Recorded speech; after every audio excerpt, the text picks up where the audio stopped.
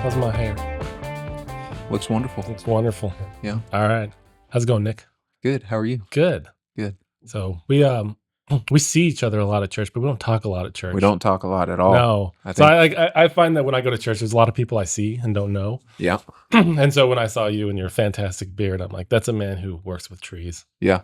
Yeah. Wow. And I wasn't wrong, apparently. You were not wrong. You were No. not wrong. It has not always been that way, though. No? No. I grew up in McKinney, north of Dallas, and met my girlfriend, now wife, there. We grew up together, and she's the reason I have a beard. Okay. And so I could grow a mustache. You didn't like your chin? I could grow a mustache in 5th grade, no problem, you know. Like I was the only one shaving in 5th grade, and she saw a little stubble and was like, "You need to grow that out. We need to see what that's about." And I wasn't about it, you know, because in 5th grade you get made fun of for having facial hair. Yeah. In high school, not so much. So test drove it, and I liked it, and stuck around. But not a lot of trees up north of Dallas, big trees anyway. North of Dallas. Yeah, so. You're out in like the plains. Mm-hmm. Yeah. So that wasn't a big part of my experience growing up. Yeah, I can't grow much of a beard. I still can't. But fortunately, my wife is like, I don't like beards. Yeah, she probably wouldn't like me if I grew one out. She'd make you shave it off. Yeah. Ben over here. Yeah, Ben's doing pretty good. How you doing over there, Ben? Hey, I'm doing great. You got the killer beard. I'm doing the great. Beard to beat all beards. Yeah. You kind of got a little competition with Randall, but even then, looks like, how long have you been growing a beard? My daughter, I have not shaved my head since my daughter was born, and she'll be 13 this year. You haven't shaved your head? My face. Your face. My face. So yeah, I believe you have shaved your head. Yeah. Otherwise, you got the laser surgery to get rid of all your hairs up there. If only I could get so lucky. I think that would definitely cut down on some things if I could get some laser products. Yeah, some laser head removal. Hair removal. Stop remove your head. Anyhow. So you want to introduce yourself for the podcast? Yeah, my name is Nick Romano. I've been in Nacogdoches for 9 years now. So we came here for college, graduated. To SFA? Didn't want to leave. Yeah, came to SFA. So I graduated with a forestry degree with a focus in wildlife management. So wildlife and hunting was a passion of mine, still is, but growing up. And then trees just sort of fell in after I graduated. And then my wife got a degree in human development and family studies. And so she spent 5 years after school running our region of the foster care agency that she worked for before moving on to homeschool our daughter. And so it's a little bit about us. What made you want to get into wildlife conservation? I wanted, I was big into football and all that growing up. I wanted to do athletic training, actually. So my freshman year of college, I went to Texas State for their athletic training program. Realized that biology was not anatomy and physiology was not my strong suit. Quickly failed, and then found forestry as a good option to fall back on. Hence the move to SFA. And so they have a good forestry program here. The best in the country. Best in the country. Yeah, I believe. I might be. Is that just because you're biased, or because I might be a little biased? And there's a lot of pine trees around here. SFA does seem to win like all of the timber sports events and everything like that. So, there's mean like the axe chopping and the the chainsaw stuff and the timber cruising. And did you ever participate in any of that? No.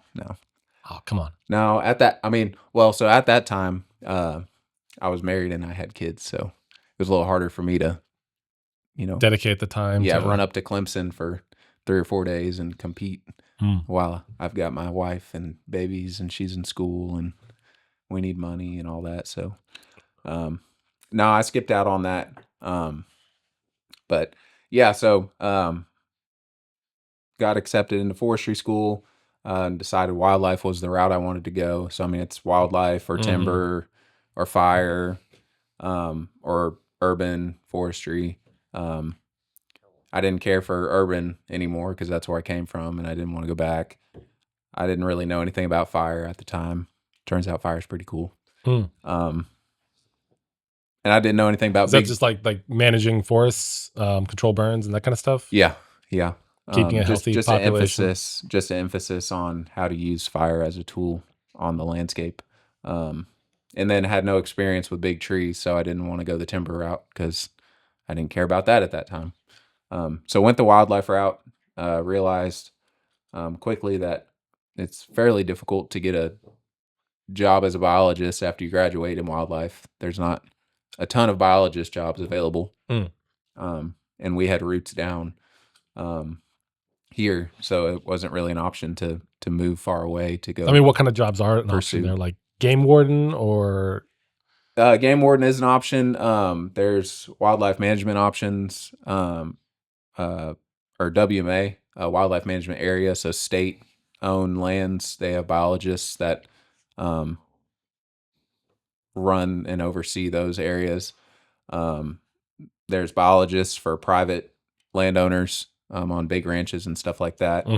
And then you can always pursue getting your master's and doctorate, and there's more specialized biologist jobs related to research or teaching positions. But neither of those were really routes that I wanted to take. They're not probably available in this area too much either. Like you probably got to go.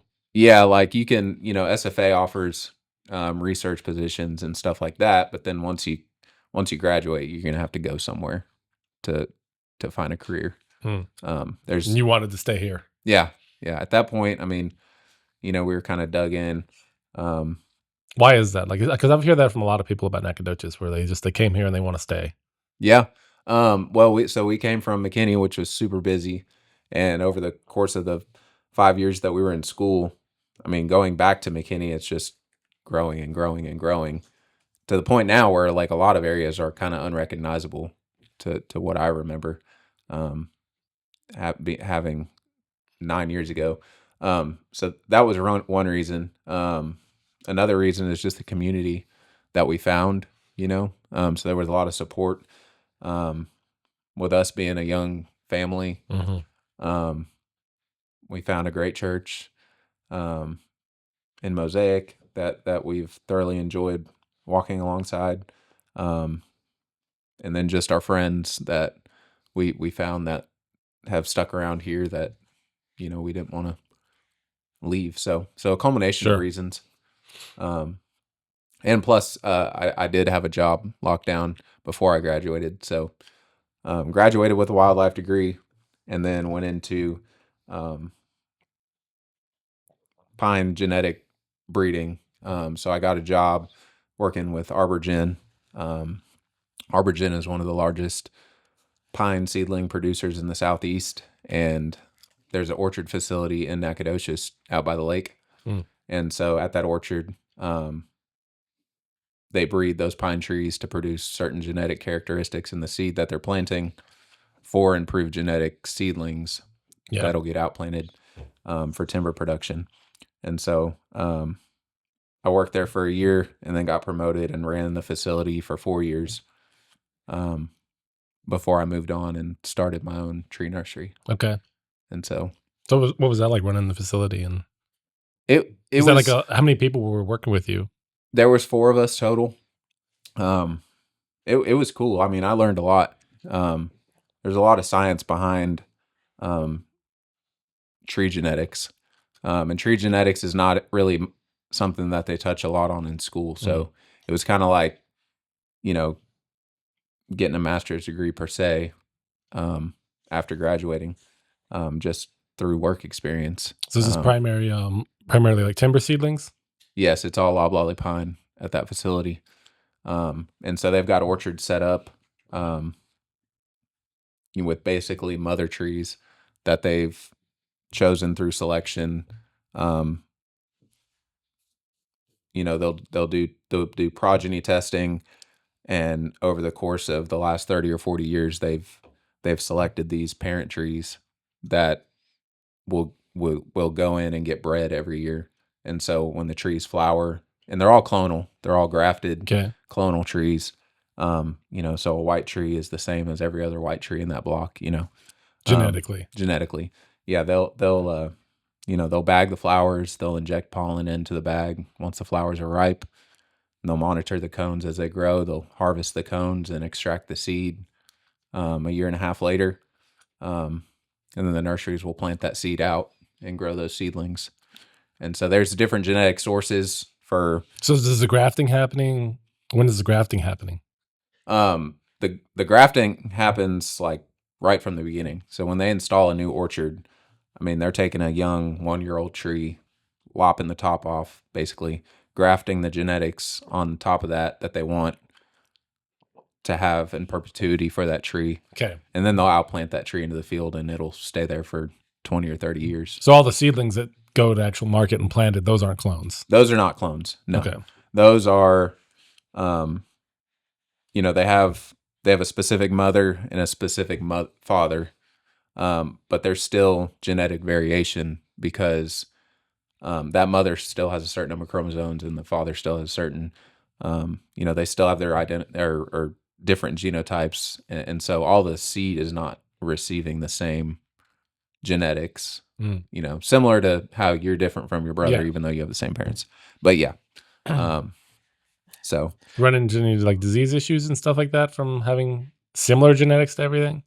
No, not typically. They do a lot of research on disease mitigation, and so they kind of have kicked to the curb the parents that are more likely and more susceptible to having issues with certain things in certain areas. And so they do a good job. And there's co-ops that different companies that do this genetic work are part of, and the co-op does a lot of research, and so there's a lot of resources available for everybody involved to kind of avoid doing certain things that will contribute to catastrophe. Now, do they own the genetic? Yeah, is it like copyrighted? Is it like Monsanto, where they own all the trees, and if you're caught planting the wrong trees, you get sued? No. The co-op owns genetics, and so if I wanted to start my own orchard and produce my own seed with those genetics, I would have to become a part of that co-op, and then I have access to the genetics. Arborgen, I'm sure, does own some genetics, so they're doing in-house research. They're doing in-house breeding work that nobody else has access to, and so they are coming up with their own genetic crosses that are proprietary to them. But the same goes for every company that's doing this breeding work. I don't think there's any company out there that's strictly relying on what the co-op has to offer, because they know everybody else has the same stuff. And everybody wants to be the one to come up with the latest and greatest. The latest and greatest tree. I know up in Minnesota, they brought in a bunch of Chinese. They weren't pines, but they were. I mean, pines don't grow well in Minnesota, but they were some kind of hardwood that they brought in. They claimed we're going to grow like gangbusters. Next 20 years, everyone will have timber, and they stopped at like 20 feet tall and just went brushy and like tiny little trunks, and they're planted everywhere. Up in northern Minnesota, and they're just not performing at all. Yeah, but they were some kind of Chinese variant. That happens. Yeah. Man, yeah. Bringing plant material from China is actually a big dilemma. There's a lot of that goes on. I think a lot of these were planted back in the 90s. And then, I'm sure things have changed a little bit since then. Yeah. The USDA's kind of cracked down on bringing genetics from China. Because of invasive species. So, right now it's fall. There's a lot of really beautiful, vibrant orange and red trees that you're seeing that have kind of a heart or ornament shaped leaf around here. That's Chinese tallow.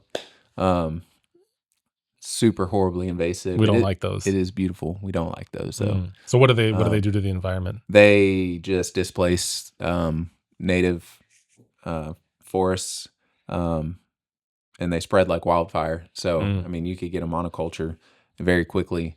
Are they useful for anything? That won't allow.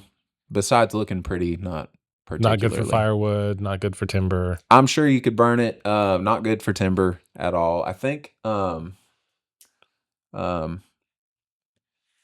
think the fruit has some sort of like maybe talc consistency, like talcum powder. There might be some use for it. I don't know, but historically it was brought over because of it. It looks nice. So it was just ornamental. Just ornamental. Yeah. And then it took off. Yeah.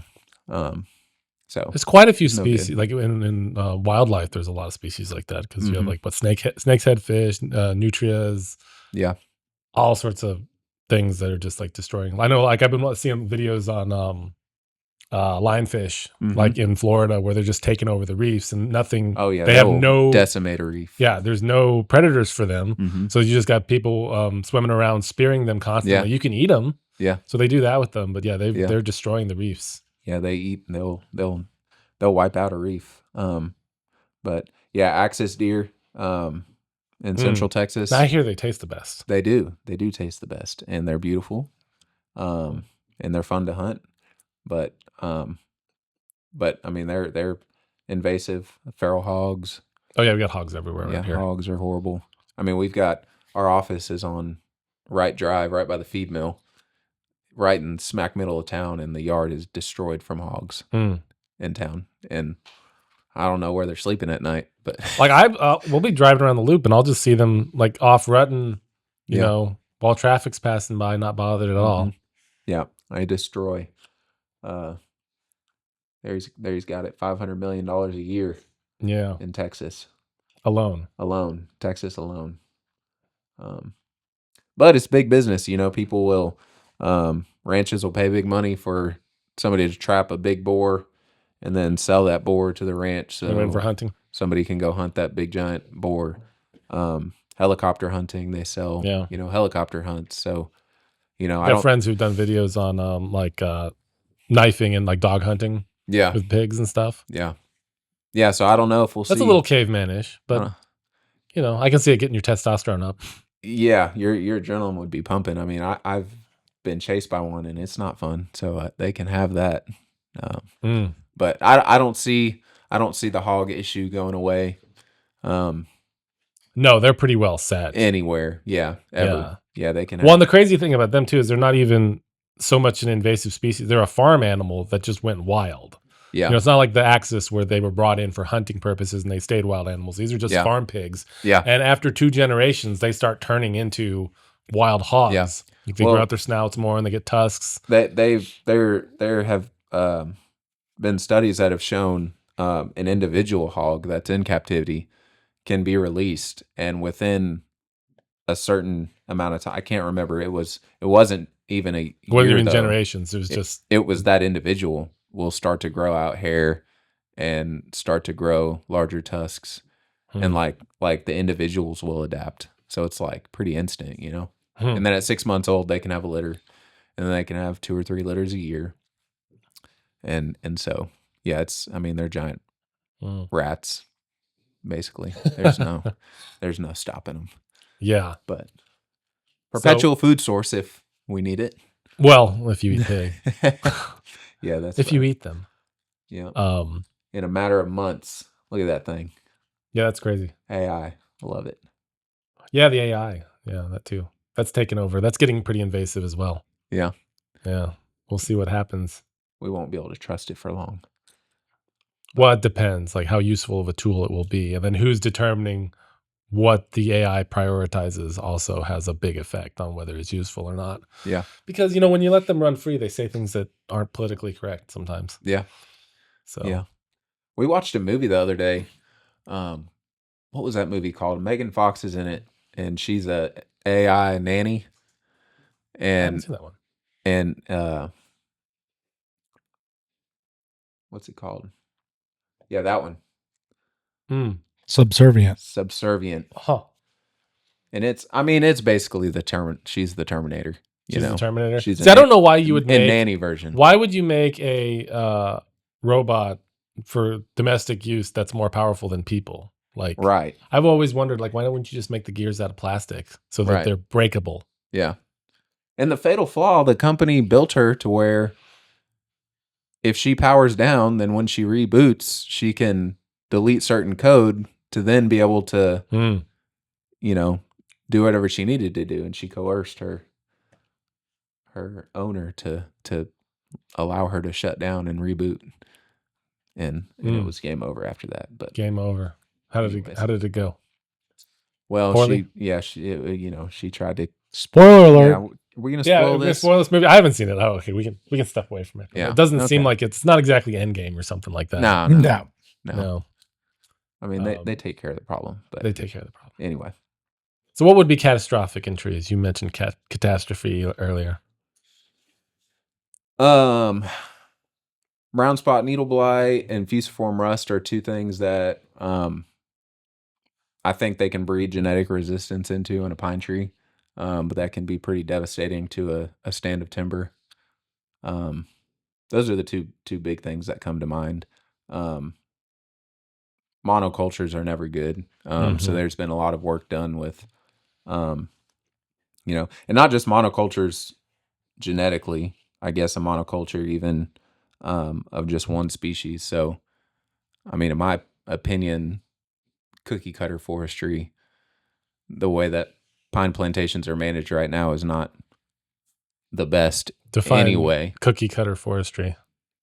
You prep a stand to plant it. You plant it. You follow up with chemical application, and then for the most part, you've got a stand of timber that's loblolly pine trees with a hardwood here and there, and then invasive yopon or Chinese privet in the understory, and that's it. There's some briars and some other stuff in there, but nothing really of value for that ecosystem to function. Okay. The way that it should. So what do you think a better procedure would be? I would say that pine plantations are necessary for production of lumber and wood products. I mean, we need that. And I don't think there's any way to avoid that. I think there are practices that you can do at different stages of development of that stand, which might not increase your revenue per se, but would increase the health of that forest stand as a whole, such as your thinning regime. So if you thin it twice before you clear cut it, and then you prescribe burn over the life of that stand, you're increasing the biodiversity of the plant material underneath that stand. You're providing different things for the wildlife within that stand. You're still generating revenue. It might not be near as much as if you pack those trees in it, do your herbicide applications, thin it one time, and then clear cut it. So what is that? Maintaining a monoculture. What's the length of that life cycle? So like 30 years, 40 years? 25 to 30 years now. 25 to 30. Yeah. I mean, they're coming down on that. So they're getting the trees to grow faster and faster. Genetics, so what's that sucking out of the soil? Like, do you have to add back? No. The amount of biomass that comes down from those trees is pretty astounding. They drop their needles, and there's a lot going back into the soil. Okay. It just seems like though, if you're taking that much wood material out, are you adding back? Because like in mono agriculture, like you have to put a lot of fertilizers back in every year. I would say for the most part, the industry is they're not fertilizing really as much as they are applying chemicals in the form of herbicide to control other species that would either take nutrients away from those pine trees or outcompete those pine trees. Okay. So like an example is yopon. So, I mean, if you were to fertilize a stand of timber that had yopon in the understory, none of that fertilizer would go to the trees because yopon has a mat of roots. It'll absorb everything. Several inches thick right at the surface. Yeah, it would just suck it all up before those trees were able to get anything. So you'd just be wasting your money. Okay. Whereas a chemical application that kills that yopon is not only removing that competition, but leaving behind all of the nutrients that it would otherwise be taking. What kind of chemicals?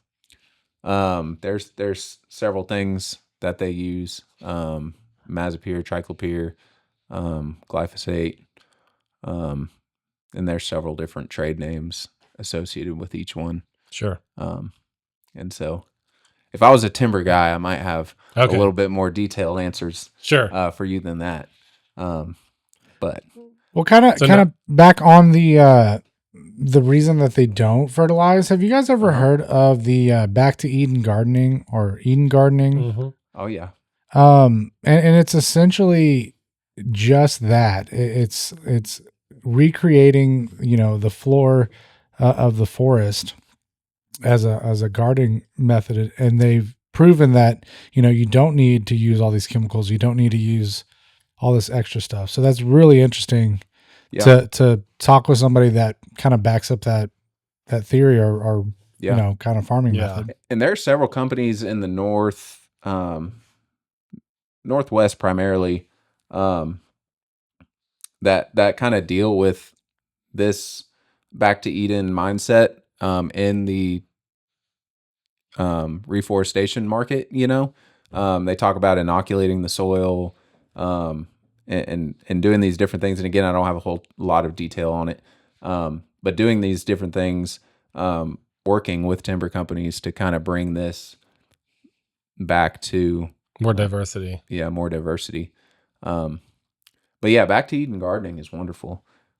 We do that actually at our house. Well, in our garden. I just really love that, the whole thought process and mindset of it is to essentially get back to the way God created it to begin with. Mhm. you know? Right. Well, and then there's a lot of plants that do well together in a mixed environment Mhm. where they're not competing for different nutrients and they service each other in different ways. Yeah. It's just harvesting becomes a pain. You Yeah. can't come along with a combine Mm-hmm. and just scoop it all up, put it Yeah. into a hopper, and take it off to the granary. Right. Right. So that's Yeah. why, like on a large agricultural scale, doing something like this Yeah. would be extremely difficult. Yeah. Or costly. There's a property so we've got our tree nursery, and we've got a few strategic partnerships in that nursery that deal with land equity stuff. And so there's a property on the Trinity River that is pretty cool. This cattle farmer has taken over the lease on that property, and he does regenerative farming for production of forage for his cattle, and the whole property used to be farmed for cotton, and so throughout the process of him regenerating this native grassland basically for his cattle to utilize, you can see the remnants of like decades of cotton farming and residual pesticides that have been bleached into the soil. Yeah, cotton, and all from what I that. understand, does a lot of damage. A lot of damage, yeah. Not only in compaction of the soil, but the chemicals that they can put on cotton that Because it's not a food product. decimate everything else, yeah. And so, when he plants a cover crop, for instance, like you can see certain grain crops that are in that cover crop will start to yellow out and die from residual chemicals that are decades old in the soil, that are still active in some capacity. So it's it's not great. You don't always see it. A lot of these ag fields you drive by and they're peak, and it's like, oh yeah, that looks real good. Yeah. But what did it take to get there? Yeah. Yeah. No, we like my family are farmers up in Minnesota. Mm-hmm. So we when I first got married, we lived up there for 7 years. So we did a lot in that community, and like I do miss it a lot, but the amount of chemicals that they use, like there's a high cancer rate up there in that area. And that's one reason why like I just have a hard time moving back, because it's in the water, it's everywhere. Yeah. Because they're always spraying. It travels too. It moves, because water moves. No, and then also they could spray at the wrong time and you get an inversion and you got a cloud of chemicals sitting in the air. It can just drift over into your field or your house or that's an issue, with timber management even. I mean, you risk you spray the wrong thing at the wrong time and it'll lift and go to your neighbors. And in a pine plantation, if you're trying to control hardwoods like oaks and hickories and stuff like that, and it drifts onto your neighbors and they want to keep their hardwood forest alive, you could get in a pickle. Yeah. Yeah. Yeah, because there's a lot of lawsuits there too. Oh yeah. Yeah. A lot of liabilities. So, but anyways, so what do you guys do at the nursery? The nursery, yes. So we're primarily focused on growing native hardwood seedlings. So I'm still dealing with young trees. Um, we don't have to deal with any genetic breeding there. So we'll collect the majority of our seed, and then we'll purchase seed outside as well. And the majority of our seedling crop is going back into reforestation, but primarily on equity-driven projects. So our seedlings aren't getting planted to grow a hardwood timber stand. They're getting planted into like a restoration project driven by some sort of mitigation. Okay. Um, Like to prevent deforestation, or not to prevent deforestation, but to remedy damage that another entity has caused by, say, building a highway. okay. And so the company that we partner with works heavily in that land equity space, and they do a lot of that mitigation banking and stuff like that. And then other companies that we work with that do the same thing. But basically, they're generating a bank of credits as it relates to restoring a wetland or a stream, or stuff like, something like that another entity is destroying in the process. And then the way the law reads is if you destroy it, you have to replace it. Okay.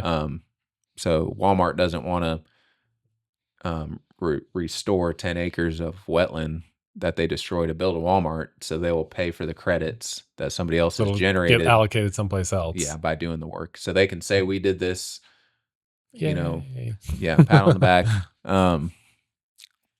and just pay for the right to say that, basically. Yeah. Is that pretty much like a carbon tax?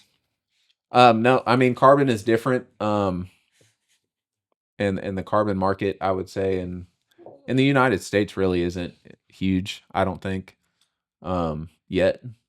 Yet. In Europe, the carbon market is banging. But it's a similar concept where, like, Similar you cause concept, though. damage over here, or like you took away from the ecosystem over here, so you're paying for someone else to replace it over there. Yeah. And there are programs in the United States where they will pay for your carbon in different forms. There are companies that will pay for farmers to plant a certain cover crop that will sequester X amount of carbon.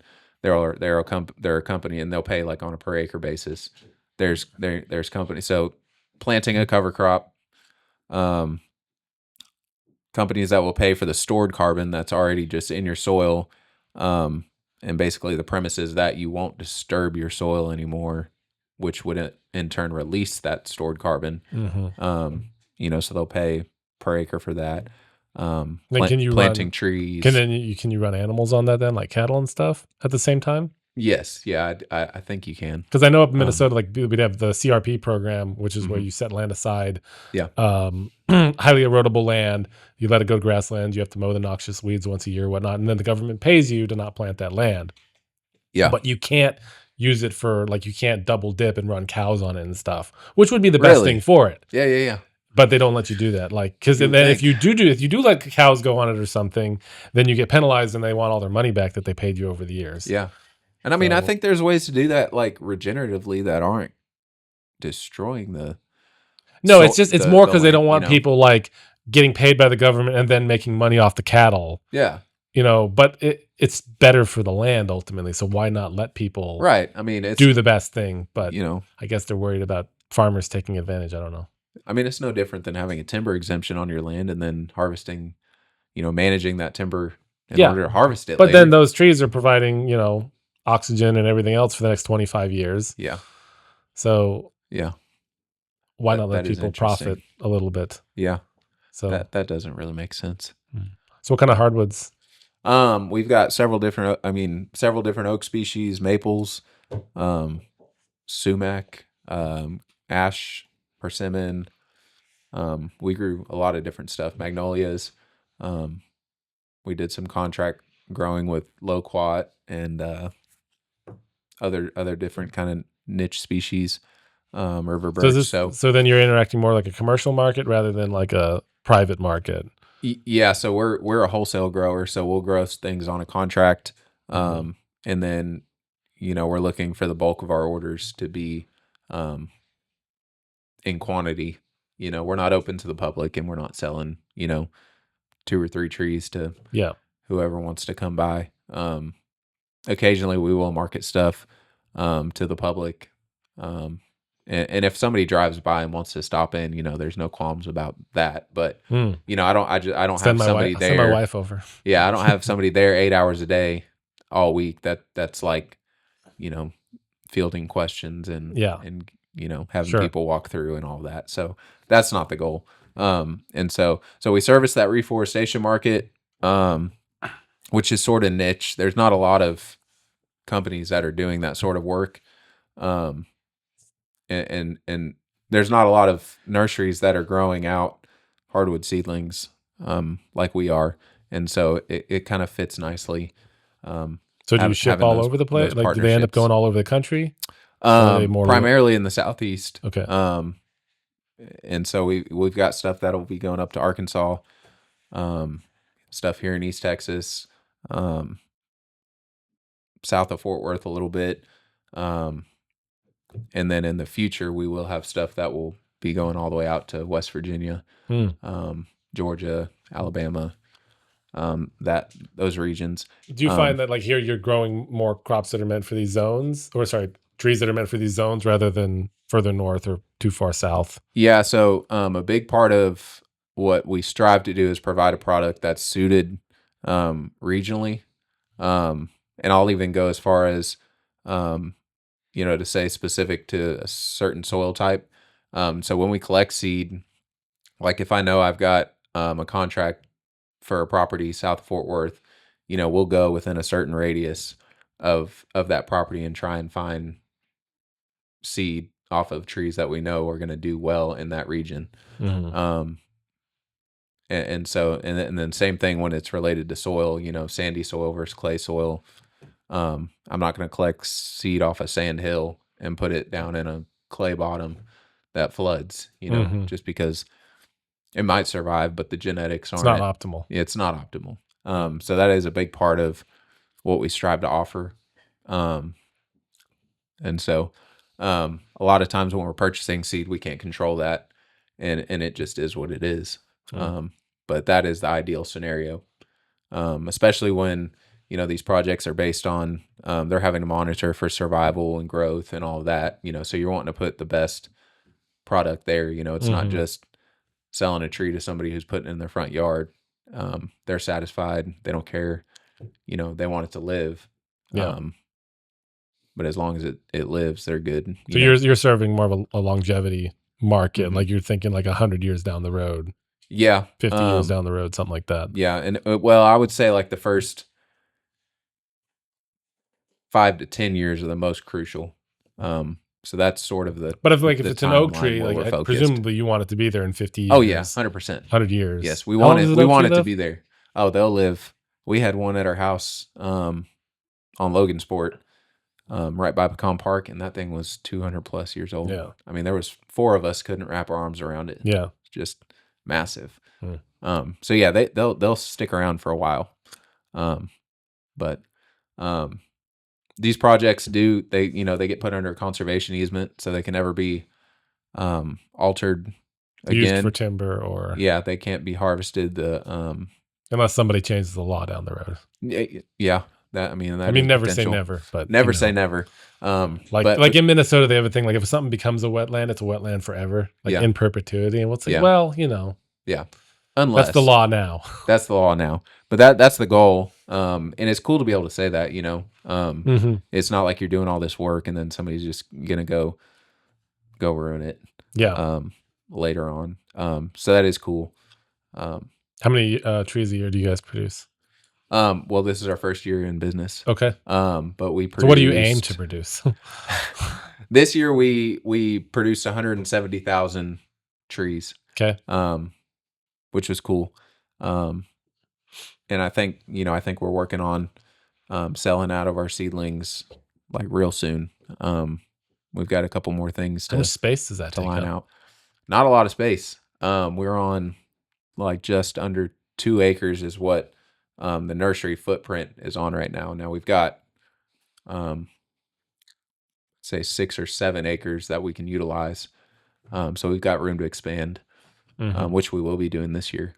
But yeah, we'll probably grow around 200,000 seedlings this coming year. And so, as I mentioned, the bulk of our seedlings we want to grow on a contract basis, just because we don't want to way overgrow what we can handle dealing with. Yeah, and since at the end of the year, you're not selling to the open market, so you don't want to be left with 50,000 trees. Right. And well, so the other side of that too, we're growing for outplanting and reforestation. That's one market, but we also do serve the wholesale nursery industry for growers that are growing bigger trees that do go back into metroplexes and stuff like that. And that terminology is called liner production. And so, we've got a smaller size seedling that is more optimal for planting out because it's easier to handle for the planters. And then we grow a bigger size seedling that's more suited towards shifting up into a larger container to be grown back out. So we service both. We also broker large trees, so we sell a lot of large trees back into the metroplex areas to other landscapers and other tree companies. And so that's kind of a cool side to the industry as well. And so I like planting those big trees. It's So is that where you got the big machine that comes in like slices it out of the ground? Like, no, that's ball and burlap. Typically I'm planting big containerized trees, and so we'll have a big machine with an auger. How big is big? 100-gallon. It's already got a 4 or 5 inch trunk. Okay, it's already 15 foot tall. Go look at the front of. Am I allowed to say Batters Law Firm?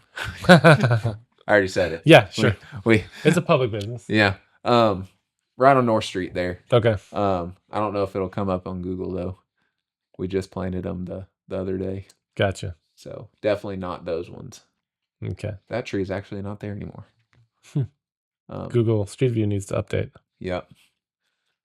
But it's fun though. There's a lot of different things going on. So what are your long-term goals with the business? Long-term, I think we aim to expand our footprint to several nurseries across the Southeast in strategic locations. I think as we're at a time where as this mitigation market grows, as that carbon market grows, there's things moving along in that end. We could place ourselves in strategic locations to be able to provide seedlings to that growing market. And so I think that's the goal, as the years go on. Yeah. And then also we want to expand our relationships with other wholesale growers and keep that side growing. Because the bottom line is there's a shortage of plant material. I mean, there's a lot of older generation nursery men that are retiring that don't have anybody coming in to take over. Okay. And so, metroplexes are expanding and the need for plant material is expanding. But ultimately people aren't filling it. Yeah. The supply is shrinking.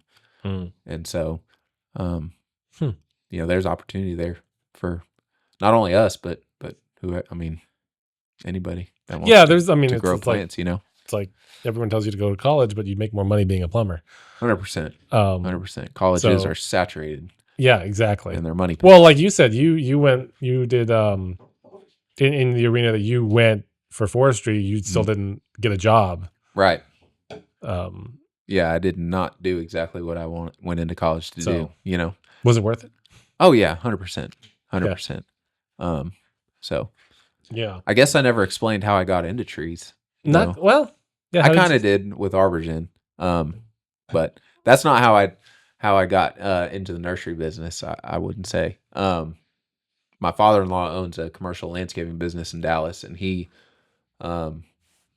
had me help him go out there and plant. He planted some live oaks in some 3-gallon pots one year, and I think I was a sophomore at SFA, and I was like, well, I can do this in my backyard in Nacogdoches. That wasn't hard. So I grew a few hundred out, and sold them off, and then every year I would grow just a few hundred trees in the backyard. And it really is was fun as like a hobby and just make a little extra cash. And then our my junior year of college, we had an interim professor that came in, and he bought some trees from me that year, and the next year, and we kind of kept in touch. And then, as his need, he started a business, and as his need for plant material was growing, kind of came back to the table, and we're like, hey, I have a need over here and a way to fund it, and you have the ability to grow the stuff that I don't want to mess with growing, and I can't find anywhere else, and so why don't we put it together? And so that's how the nursery sort of came to be. That's cool. So Nick, it's a blessing. What do you think about the term tree hugger, and do you yourself consider yourself a tree hugger? I think I'm a tree hugger in the sense that I love trees, but I mean, I've cut probably 70 trees off of my property. Yeah. With a chainsaw. Ranchers love cattle. Yeah. They love cows. Yeah. But we eat them. Yeah. Your house is made out of wood. There are 100%. And that's not going to change. Yeah. Maybe the way that wood is processed and whatnot. Anyway, that's a whole nother rabbit trail. I think from like a conservation. Yeah, from mindset. Conservation. There are certain things, like if there, a historic tree being bulldozed down, like okay, maybe don't do that. Maybe let's build around it. There's a reason what the tallest or oldest redwood, like the location's hidden because they don't want anyone going in there and jacking it up. Right. Yeah, and but I mean, at a certain point, like we've got to. Trees are a renewable resource. There's a lot of old ones, and we can't avoid. Well, and you can't do like some states where you don't clear any of the underbrush, you don't do any fire management, and then you have wildfires every year. Oh yeah, because you don't take care of stuff. That is a whole other issue. Yeah, because like unless you're going to let it run completely wild and allow the ecosystem to settle out how it wants it to. Yeah, Mother Nature has a will. Yeah. Yeah, and there's a lot of destruction. Go ahead and say that. Sure, there's a lot of destruction that happens when that will is, left to its own devices. Right. But if we're gonna steward the land and take dominion, we kind of have to manage it at the same time. We can't just let it do its own thing. 100%. Yeah, I couldn't agree with that more. So in the sense that I want to save every tree. No, that's just not feasible. Yeah. Or even desirable. Or desirable, right? There are certain things that I would avoid maybe. But yeah, I would say as long as we're stewarding the land correctly. I saw a thing on Facebook. I said I don't do social media anymore. I am on Facebook occasionally. I'm just not politically active on Facebook. Gotcha. But somebody got mad that the tree that they cut down for the Rockefeller Center in New York was however many years old, and the farmed Christmas tree cut it down. Well, this one was donated out of somebody's backyard, but it's like 200 or 300 years old, and they cut it down and put it on a flatbed, and then it's just gonna get crispy and die, over the next month, and people are so upset about it. And it's like the majority of those trees are potentially sick or diseased because you're not going to save every tree. Things happen. They're donated. The lumber is generally utilized after the tree is brought down. The tree doesn't just go to waste. What's the lifespan of those trees? I don't even know specifically. Well, I think it was some sort of spruce or fir. I don't know specifically. Possibly several hundred years old, though. Yeah, I believe it was several hundred years old, though. Oh. They can live to be old. I was talking about the oldest bald cypress in the world the other day. I think it was 3,500 years old. And some lady went and, you know, the inside of it was kind of hollowed out. It was so old. And she went in there to do her drugs and burnt the whole thing down. No. And then proceeded to take pictures of it with her iPhone and send it to people and say, "Oh my gosh, I can't believe I just burned this tree down." You know, That's terrible. it's like, come on. Well, over so I was in Great Britain. There was an iconic tree along Hadrian's Wall. It was used in Robin Hood, Prince of Thieves. Like there's that scene. Some kids went and chopped that thing down last year, I believe it was. Yeah. Oh, I was like, you might as well just gone and murdered a child. Yeah. People were freaking out. Yeah. But I get it though. I was even like, no, don't cut that tree down. Does it say how old it has been? That is a big tree. It's huge. No, it doesn't say how old it is yet. But you said it was donated. It was donated. Okay. And I think generally when they remove the tree for first time in 70 years that a Massachusetts tree has been selected. Yeah. Oh, so I guess they don't even get trees necessarily from New York State. Interesting. But yeah, they probably wanted the tree gone and like, let's just donate this thing. Yeah, could you imagine if that thing fell over? Yeah. Oh, that would take out your house. Yeah, and it would cost a fortune to get it removed. But typically they plant, I believe, the Rockefeller Foundation or whatever. They'll replace the tree, you know. Yeah. What are your thoughts on deforestation? And how big of a problem it is? In the United States, our forests are growing, I think 14% a year on average. How much do we take out? Which is good. I don't know, Ben, can you Google that? How much would we take out each year? Around the world, it's certainly in it. Well, I know in the Amazon, they're taking a lot of stuff, and then they're turning it to farmland, but it's not great farmland. Right. Because the Amazon's really not fertile soil. Like, it's a lot of sand and... Yeah. And what grows there is what can grow there. Right. More or exactly. Less. That's the reason it's there. But they're cutting it down to grow soy. Forever. Yeah. So, you know, it's a problem. I think a local problem that we have that we're potentially facing is the solar market. There's 300-acre solar farms going in around Nacogdoches. You know, so they're not putting trees back. Nope. They're stripping that land and they're putting big giant black solar panels. You know, so the average temperature in Nacogdoches might go up a degree or so over the next few years. Just over 300 acres of black. No. There's like, that's the size of one of them. But there's several going in. You know, and it's a problem because the government's incentivizing landowners pretty handsomely. So the power you'd gain doesn't overcome the disadvantage? No, not at all. You know, we're kind of putting the cart before the horse, I think.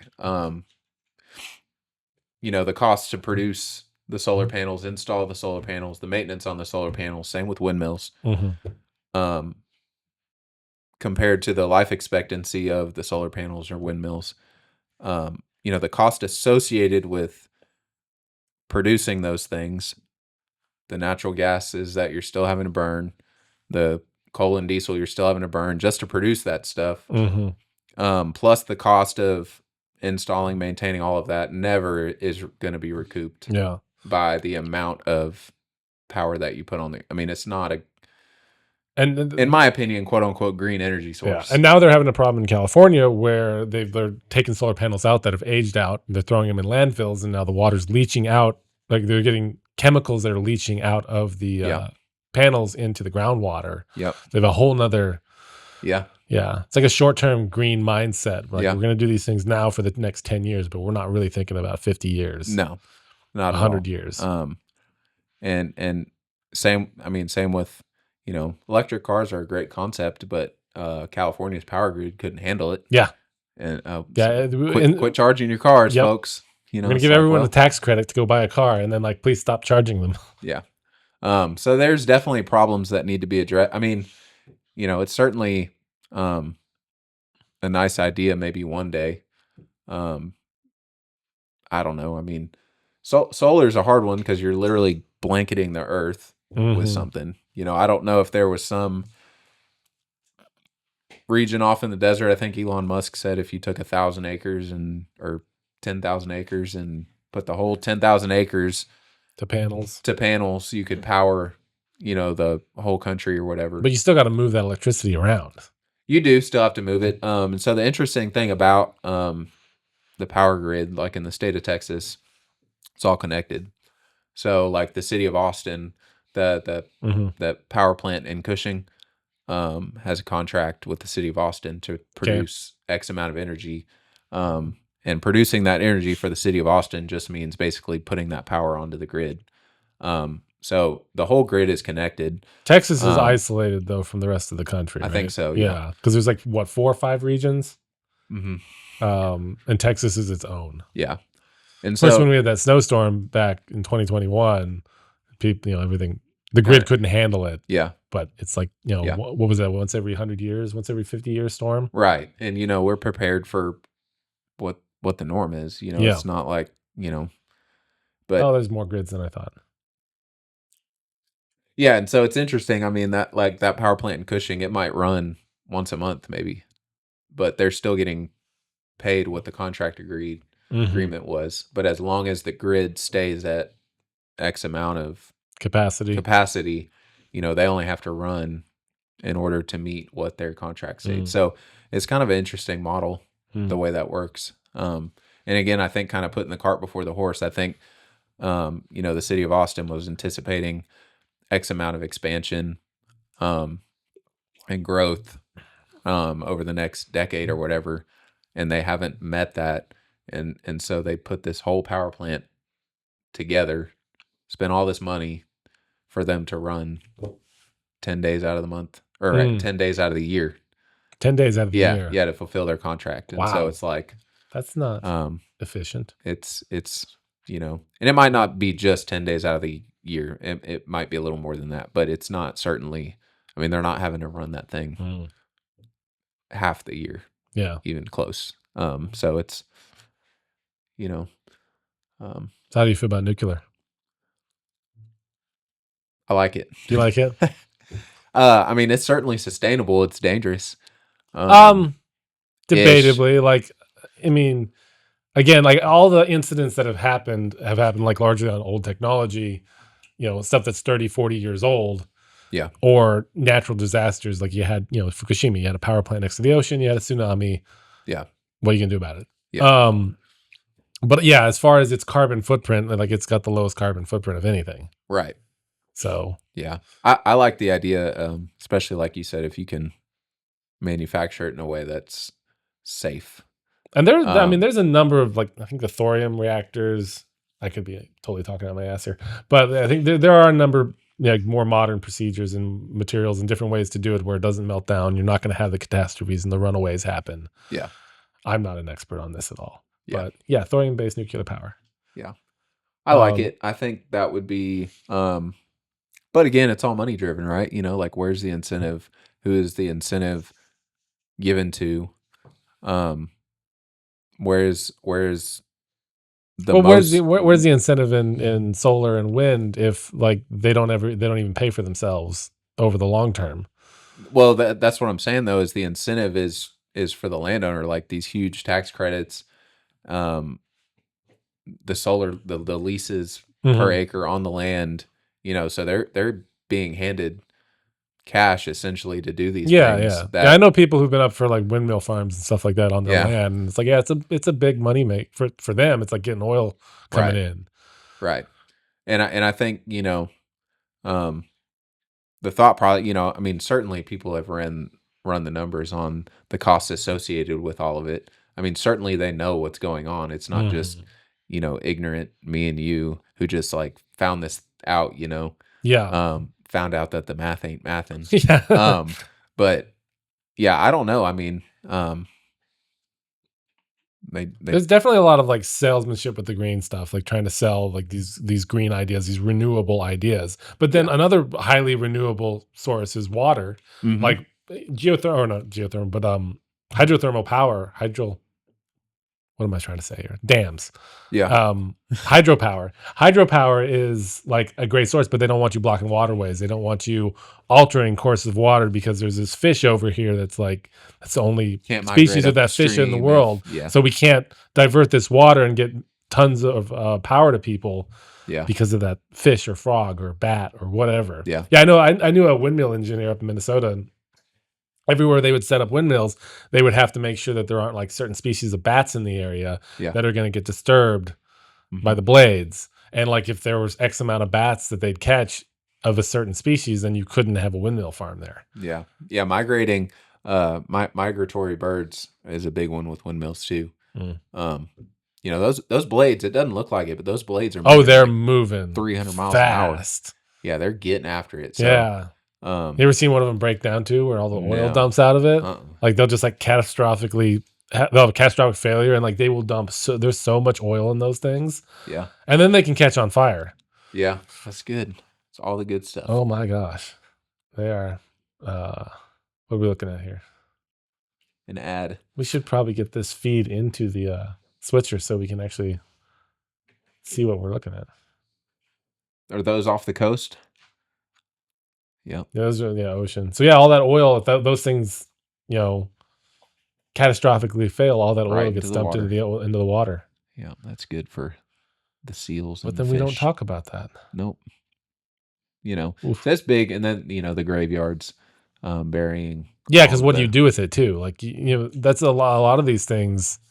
We don't use them. Like I saw a video the other day where someone was they were taking tires and cutting up for roof tiles. Yeah. Like that would actually be a good use of old tires because that roof's gonna last. Yeah. What, 50 years probably? Yeah. But it's not aesthetically pleasing. No. And the windmill blades, like what, you can't do anything with them. There's no way to recycle them. No, I think they some can't reuse people them. are like they're grinding them up for stuff, but it's a limited use. Yeah. Certainly plenty of things to address. Or we could as it just relates all go to- live off grid. You seem like you mesh well with the off grid lifestyle. Yeah, I think if you have solar panels on your, and again, can it be cost effective? But, solar panels on your roof is a decent idea. Mm-hmm. You're supplying power to your home. You're utilizing the space that's already occupied. Yeah. I've known people who they didn't pay for electricity anymore because they were feeding that much more into the grid that they got credited back.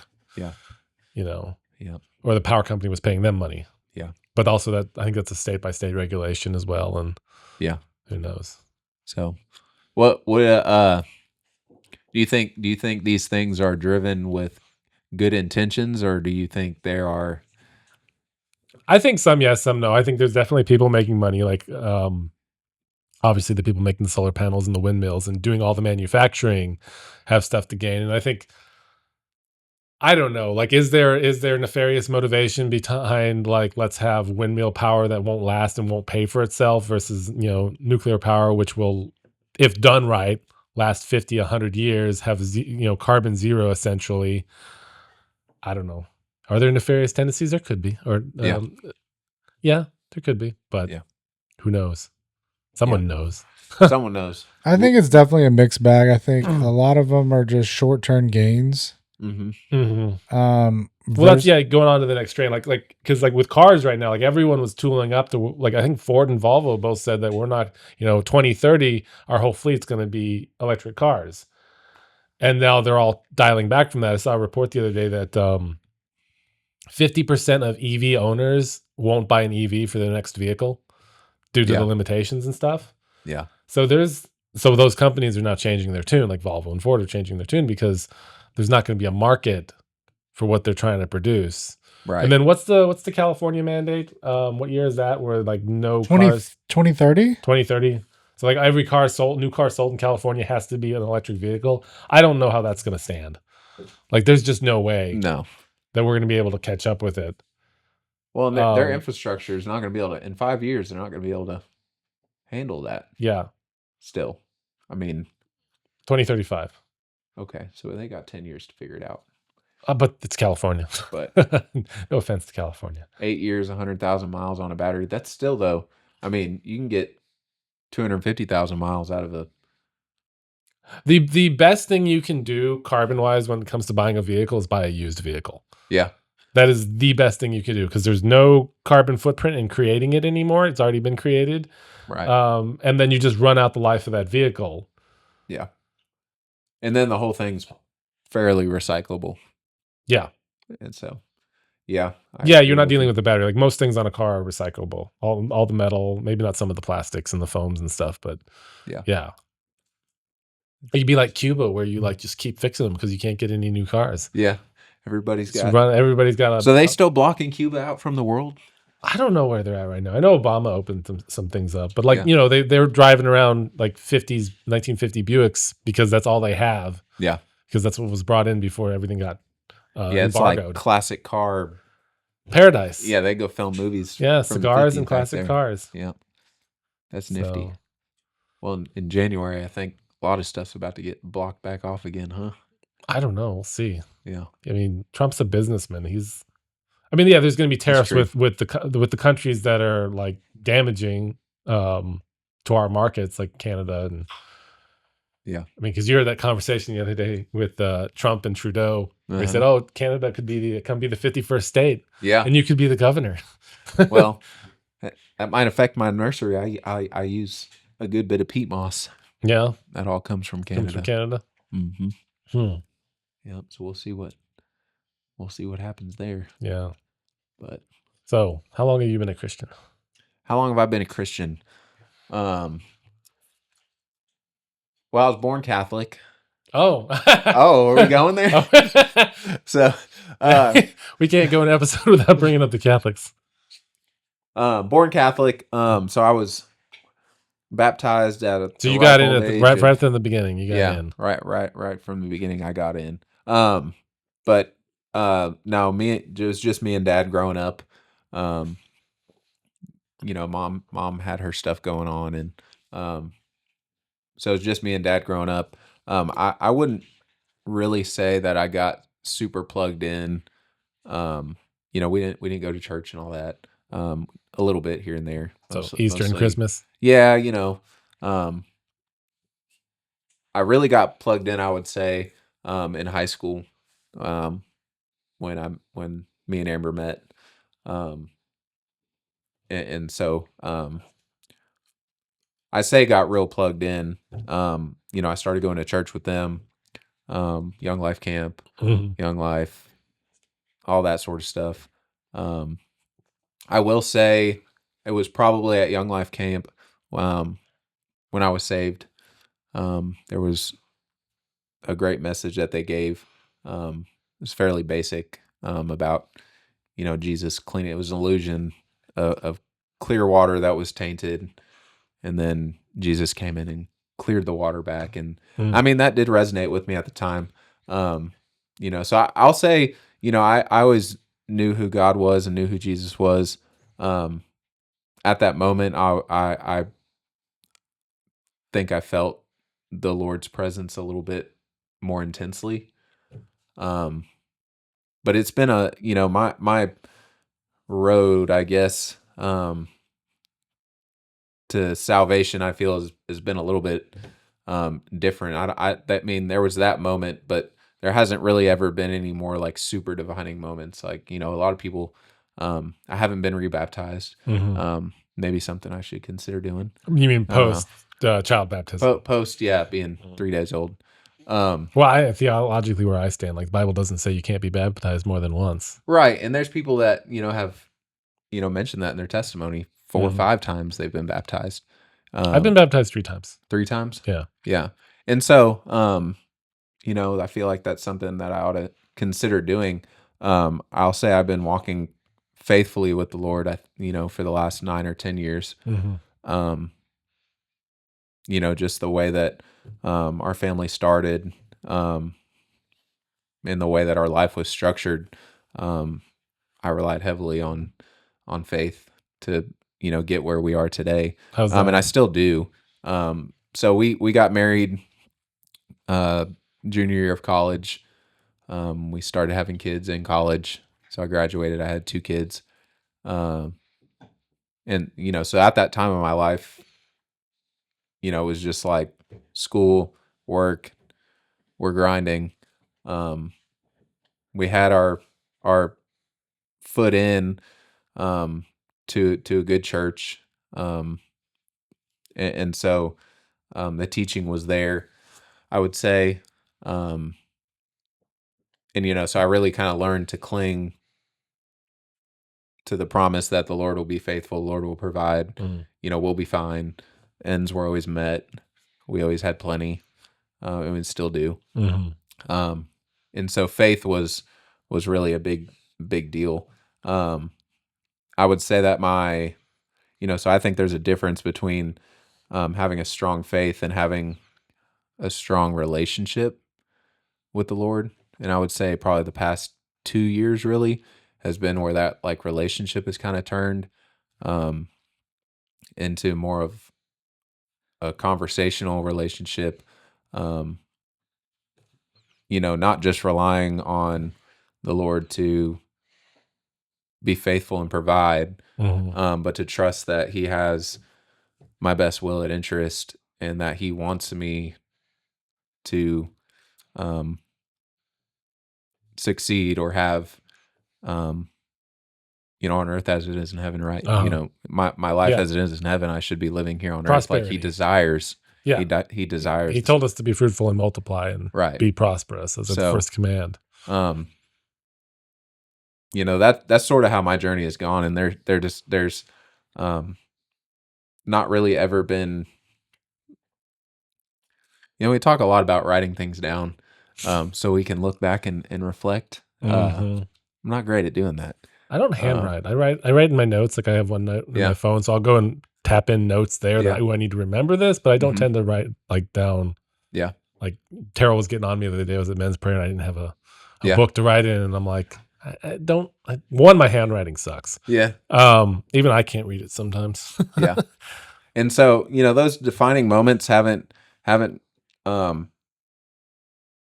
really like just been this powerful thing like in a moment. Sure.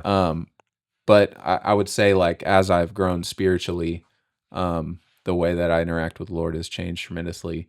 The way that I view other people and my relationships with my family have changed tremendously.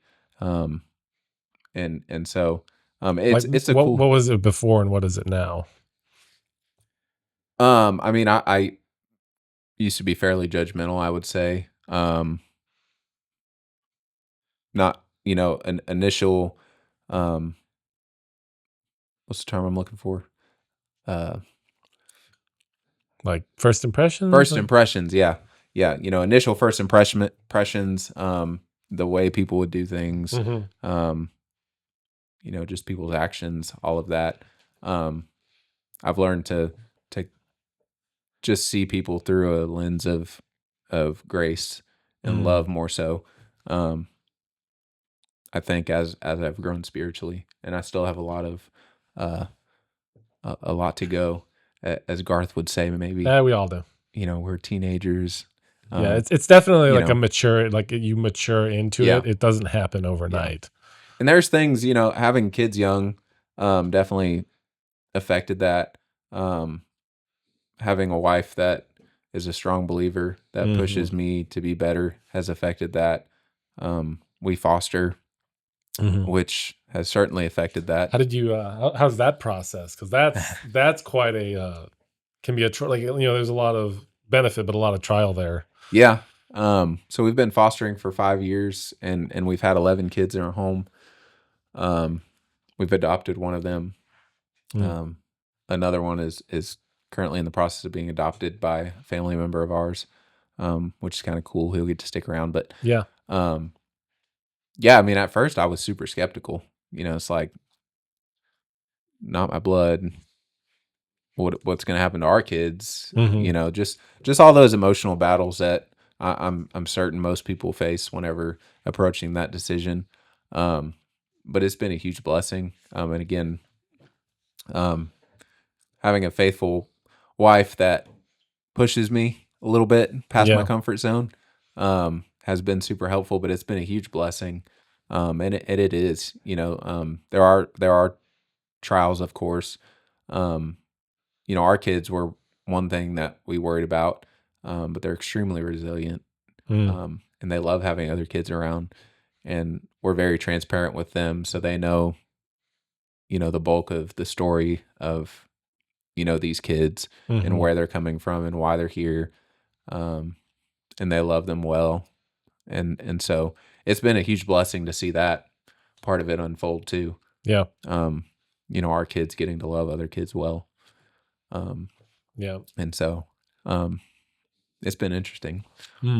Highly recommend fostering. hopping on the train. Yeah. Yeah. I know that. How many, what is it? I was looking at the numbers earlier. How many foster kids there are in America? It's like 382,000 or something like that. Yep. And there's 400,000 churches. So if every 8/10 of a church fostered a kid, there wouldn't be any foster kids. It's not that simple. I know, but it's not that simple. I mean, what's not that simple about it? Because I know, as far as like regulations and like the hoops like the hoops you have to jump through in order to get to fostering. Are there some? Are there not? Like, I don't know. I don't know a lot about the system. I mean, there's some like little 6-inch hurdles. Okay. I wouldn't say like hoops, Is adoption harder? Adoption's harder than fostering. Adoption on its own is harder than fostering. Adoption, if you're licensed to foster and adopt, is extremely easy, I would say. Okay. So that's the route we went. When we got licensed to foster and adopt, all in one, which is, a couple of extra online videos with some quizzes and stuff like that, and a little bit extra paperwork. But it's not, it's not tremendously difficult. You can get plugged in with a CPU, a child placing unit, like Azaway or Grace Manor, or those are a couple of local ones. But and they'll walk you through the paperwork, and it's sort of on your time. If you don't want to get your stuff done and get licensed, you're not going to be a foster parent. But you can. It took us like a little over a month, I think. Which is pretty quick. There's a lot of paperwork to do, and then there are certain trainings that you have to line up. Yeah, I'm sure you're getting background checked. You're getting the training. So they have to know they're giving a kid to someone who's going to take care of them adequately. I would say the process is not hard. It's long. It's not hard. What made y'all decide to get into it? So Amber got her degree in human development. She interned at a foster care agency locally, and then got a job. I think it's certainly always been on her heart to foster. And once she kind of got her foot in the door, it's kind of pressed a little harder. Like, okay, this is what we need to do. You start seeing the need. You start interacting with it a lot more closely. So we had a lot of conversations about whether it was right for us or not. A lot of pushback from me. There was, the first few placements after we were licensed, it was like, all right, is this kid right for us? Are we sheltering ourselves? Which, you got to take precautions and stuff like that. But, I would say that's when the conversation started, was when she kind of got her foot in the door and started being more closely involved with fostering in general through work and school. And so we went through that process with one agency, and she ended up getting a job with that agency, and so we couldn't get licensed through them, so we had to switch agencies to get licensed through. Just to make sure no bias is happening, or no double dipping, getting a paycheck and getting a reimbursement and all that. So which is smart, I think. There's probably ways to, I'm sure that there's abuse of the system that happens that you got to mitigate and prevent. So but yeah, it's fun though. Yeah, it's fun. What kind of difficulties, without saying things you can't say, but like what kind of difficulties you guys go through with it? So we've had ages 2 days old all the way up to 17 years old. 17-year-old was interesting. Mm. She's a wonderful human being, and in a great spot now, I think. But she came into the system at 17 years old. I mean, there was stuff going on at home, but her and mom were really close. But they just She had came into the system at 17? came into the Wouldn't you system just at get, like, 17. emancipated at that point, or I mean, I think she could have, but Mm. I think mom just kicked her out. Um, Mm. but anyway, so she stayed with us for a year. Um, and at that time, we were 25 years old, and I'm like, I wasn't a teenager that long ago. This can't be too Yeah. difficult. Um, that was a whirlwind. Uh, 17-year-old teenage girls have a lot more pushback than I remembered. So that was interesting. And there was a lot kind of to dive into with her, as far as and she did great. I mean, she graduated high school. Um, she didn't end up going to college, I don't think, but she left when she turned. Well, she actually ended up getting moved to a different foster home, um, for certain reasons that we don't need to talk about. But um, basically, she didn't want to live in our home because Mhm. we were not the right fit for her, apparently. Um, but anyways, Amber still talks to her occasionally. Mhm. Um, she does stuff with Boys and Girls Club now, or was recently. Um, I think she lives on her own now, and she's doing well for herself. So that's kind of rewarding. Yeah. And we've kind of addressed a lot of the things that went on when she came into our home and didn't fit in well, and thought, that were the reasons that we weren't a good fit for her. We've kind of addressed some of those things after the fact, Mhm. and kind of hashed out that um, we were all just trying to do what was best for her in that situation. So that was cool. Mhm. Um, most of the kids that we've had have gone back to their parents, so That's good. that's a good thing. That's ultimately the goal. Mhm. Um, we did get a placement. A lot of times you don't get all the information up front about the child, and so it was just a baby girl that was healthy, so we thought, and she was healthy, but she had some things going on that turns out we had to go to Houston like Mm. bi-weekly to the children's For hospital up there, checkups. um, when we were not we were ill-informed Mm. originally, like nothing's wrong um, with this child medically, nothing, so there's been some things like that where it's like you get misled a little bit by the system, I think, Mm. because they want to place the child. They don't want people to keep Is there turning a lack of foster families? I mean, we already mentioned that, like, if every church fostered. hmm So, but, like, is there, like, how big is the list? Like, how big is the lack versus the supply, essentially? um it sort of depends on how you look at it, because you can like request certain age ranges, for instance, or I only want a black kid, or I only want white kids, or whatever. So Hispanics, um there are not a ton of people that would take Hispanic kids into their home. Everybody wants a baby. Not a Mm. lot of people want teenagers. Um, there's a lack of homes that will take like severe leveled kids. Most people want basic leveled kids that are, essentially easier to care for. Um, and so there's certain things that factor into that. But I think, like in Nacogdoches County, there are several dozen kids that are placed out of county. So, like in Nacogdoches County, there is a lack of essentially 40 or 50 foster families Mm. that could, because the goal is to keep them local. That way Okay. they don't have to move schools and all of that.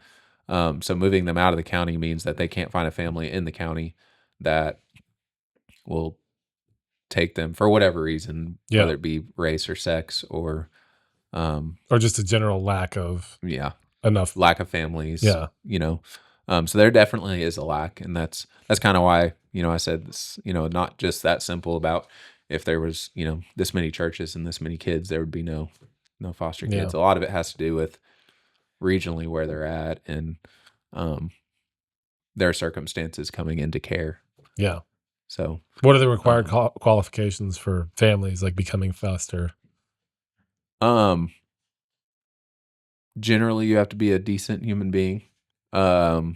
There are certain income requirements, like, you know, they want to make sure that you can provide for your family without having the reimbursement. You know, because there are, I mean, obviously, and there still are people that are using the system for the monthly reimbursement that you get for caring for the kids. Background check, you know, so obviously they don't, you know, they certain, I guess, like sexual abuse people and Sure. you know, they don't want certain people fostering. Yeah, you don't want someone on the sex offender list. Yeah. Fostering kids. So generally, that would probably be a good idea. The standards aren't super high though. I mean, they do a pretty intensive interview on you and your family, and your life and your past, like your trauma and stuff like that. You know, they don't want things in your past potentially that could creep into, you know, what you're doing. And I don't know that I have a specific example of that. I mean, I can't really think of anything that would be that horrible. I'm sure there are things, but as long as you're not doing that stuff. And so I would say those are the main qualifications though. You know, you have to have a safe home, so they do home inspections, and all of that. You have to have enough room for a kid. You can't have more than 6 kids in your home, including your bio kids. So the number of kids in the home plays a factor in that as well. You can't have more than 6 kids. Correct. Okay. Yeah.